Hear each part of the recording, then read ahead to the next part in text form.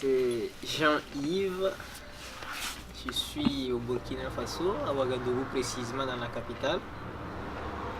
J'ai 23 ans. Voilà, je suis en première année géographie à l'université de Ouagadougou. Je vis avec mon oncle et ma grand-mère. Je suis né chez ma grand-mère et mon oncle grandit là-bas également, aux côtés de ma maman. Voilà, parce que ma maman n'était pas mariée, donc elle a connu mon papa quand lui il est marié à une autre famille. Donc c'est la maman toute seule qui s'occupait de moi, avec aussi le soutien de la grand-mère. Mais malheureusement, elle était malade aussi, elle avait le cancer du sein. Je l'ai perdu quand j'avais l'âge de 13 ans. Voilà, quand je faisais la classe de CM2. Donc la grand-mère a continué à prendre soin de moi. Donc du coup nous avons appris par l'intermédiaire d'une tante qui est mariée à un pasteur et qui nous a fait part de l'ouverture d'un centre d'accueil dans son église. Arrivé au centre d'accueil, les problèmes ont été résolus, les problèmes de scolarité. Le centre d'accueil a pris en charge ma scolarité. Et même les problèmes de santé aussi, qui s'opposaient, le centre d'accueil veillait à cela. Voilà.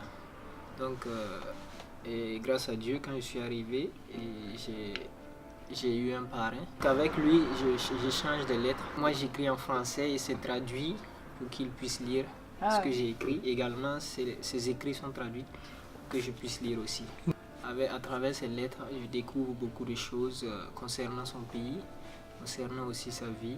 Il m'a même informé de son mariage. Moi aussi, je l'informe de ce que j'aime, ce que je préfère, ce que je n'aime pas aussi. Voilà. Donc à travers ces lettres, il m'encourage aussi. Voilà, je me souviens même quand je passais mon baccalauréat, pour la toute première fois en 2016, que j'ai échoué. Voilà, il m'a envoyé une lettre pour m'encourager. Voilà, à ne pas baisser les bras, à continuer de travailler dur. Voilà, que c'est comme ça aussi la vie. Et du coup, j'ai gardé ces conseils à cœur.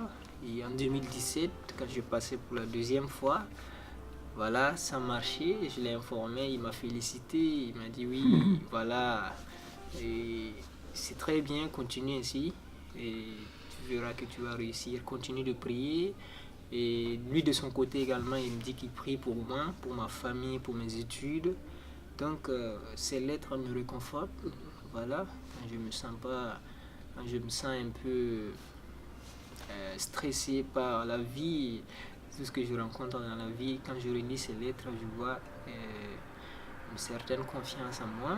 Voilà, donc je rebondis sur tout ce que je n'arrive pas à faire et je le fais très bien maintenant.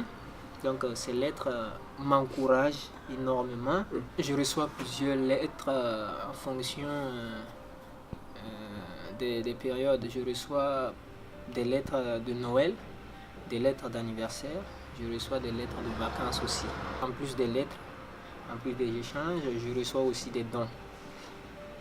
Je paye des habits pour moi, voilà, parce que j'en ai souvent besoin, donc je paye des habits. Je paye aussi de la nourriture pour toute la famille, des vivres, voilà, pour servir de nourriture. J'ai même envoyé des photos.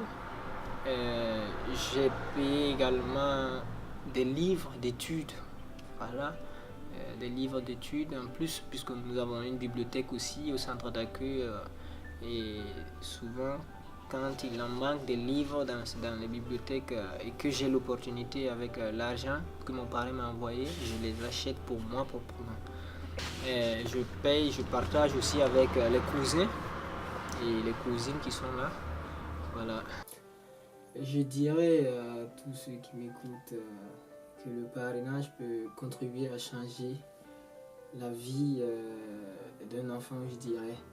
Parce que moi qui en bénéficie aujourd'hui, je pense que ma vie a déjà changé. Voilà, tant sur beaucoup de choses comme la santé et la scolarité.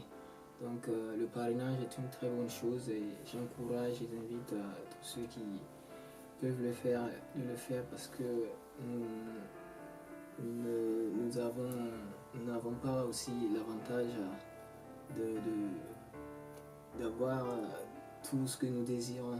Et grâce au parrainage, nous avons déjà l'amour de quelqu'un qui nous pardonne sans nous connaître. Voilà, donc l'amour déjà c'est une très bonne chose pour nous de savoir que nous sommes aimés au-delà de nos frontières.